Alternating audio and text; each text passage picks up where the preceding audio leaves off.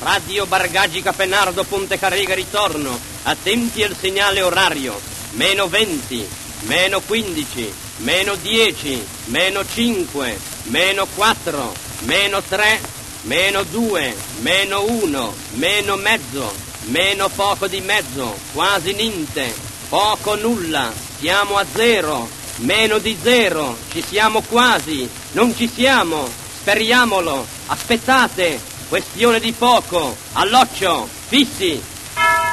Aereo!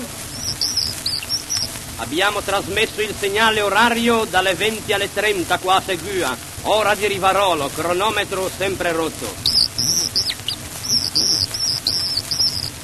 Radio Bargaggi Capenardo Ponte Carrega ritorno, trasmettiamo il solito brutto quarto d'ora del dottor Rantega.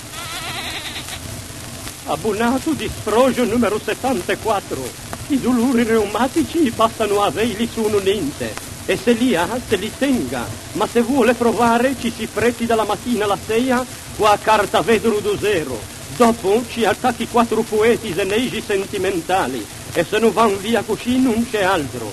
Abbonato Paverano, letto numero 47. L'unica cura per lei è farsi trasferire di letto. E cioè passare dal 47 al 50. Se non va al 50 provi al 49 e se continui a cambiare tutti i letti, pescin che non portan a sta gente. Radio Bargaggi Capenardo Ponte Carrega ritorno. Abbiamo trasmesso il solito brutto quarto d'ora del dottor Rantega. Le signore vogliono essere eleganti, i mariti vogliono spendere poco, ricordate, Salita Prione risponde a tutte le esigenze, ricordatevi Salita Prione, non confondetevi, mostra permanente tutto l'anno, Salita Prione da Piazza Erbe, ricordate.